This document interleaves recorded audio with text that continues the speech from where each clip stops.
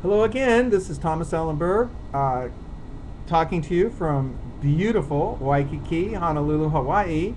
And this is a continuation of my open message to wonderful, fabulous, incredible, extraordinary, cosmic superwoman Madonna, who represents absolute free expression, who represents liberation, the liberation that we all have as our potential. She represents fearlessness. She represents a natural innocence. She represents faithlessness.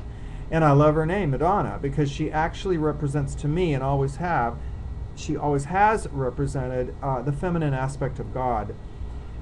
What a wonderful name, the Madonna, because the feminine aspect of God is the aspect of the source energy from which we all come. I like to call this source energy the cosmic super self.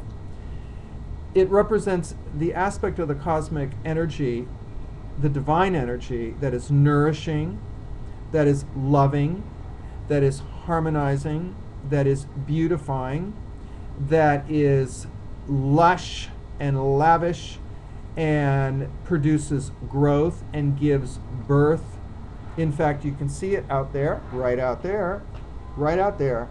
You can see the lushness of the divine qualities of God in the vegetation and the beauty of Hawaii. If it wasn't for that aspect of God that likes to give birth, that likes to produce living organisms on this dimension, we wouldn't be here. I mean, it's only logical. Anyway, I was talking when I got cut off by the 10-minute limit in my previous video. I was talking about the fact that if I could get someone, or if we could get someone like Madonna with her world stature and her clout and her ability through her fame and her fortune to reach out into the public forum as she did in so many of her musical hits, with a message. If I could get her to help, if I could get somebody as powerful politically, economically, socially, musically as someone of the stature of Madonna, to help open the conversation, which I would like now to suggest needs to be open if we are to save this planet. I know I saw her on Live Earth. Great, Madonna. I mean, totally supporting Al Gore. There is a world to be saved. And something is going on which is going to keep that from happening if we don't talk about it. I wrote a book about it called Uncle Tom's Classroom: How One Public School Teacher Awakened His Students to the Cosmic Super Self Within. And I'll just read a little bit from the back here to give you an idea of the point of what I'm trying to make. It's a wake-up call, and it's a wake-up call based on the idea that we have a system, a public education system, a worldwide educational system actually, which is in the business of turning our children into compliant, consumeristic, materialistic, overly competitive Uncle Toms. And when I say Uncle Tom, what do I mean? I mean Uncle Tom to the agenda of the systems, the agenda of the economic system that's in control of the world. That would be global capitalism. It would make them Uncle Toms to the religious wars, which are about to drag our world into world war. To turn our children into Uncle Toms is to make them into economic slaves, political slaves, religious slaves, social slaves, not to mention the media onslaught that takes over their minds from a very early age and tells them what they're supposed to want, rather than allowing them a space to find their bliss. I based my curriculum on Joseph Campbell's theories of if you allow a child or a student to follow their bliss, they will find their bliss. It's logical, it's rational, and works. Anyway, when I look at Madonna sing and when I listen to her sing, I know that she has been following her bliss all of her entire life.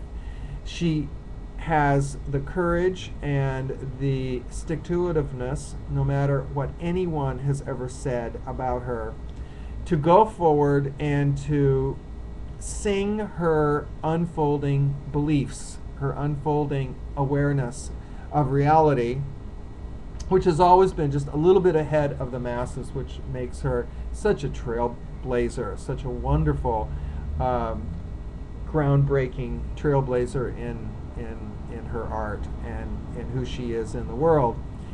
Anyway, if someone like Madonna could write a song which would go directly to the point of what we need to do to address what is really going on in the name of public education. Let me tell you what's going on. Having taught kindergarten through 8th grade, I saw what is going on. Children come into the system earlier than ever now because the system is set up to, the economic system is set up brilliantly now. It's set up to get women to come into the workforce. Women that used to be, that used to have time, much more time to be with their kids. Families that had more time to be at home, to give children a chance to be children without being herded into some child care center or public institution where they are treated as cogs in a wheel, and where they're taught from a very early age that government is mommy and government is daddy, and you do what government says or else. That's where I would like the song to come in, or the art to come in, or the publicity to come in, because when the Supreme Court outlawed spanking in the public schools, that was a very little beginning, because what they didn't outlaw was the whole matrix used in the school system to humiliate children through fear into absolute and total submission. I saw it, I used it, even I used it as a teacher unconsciously until I had my awakening.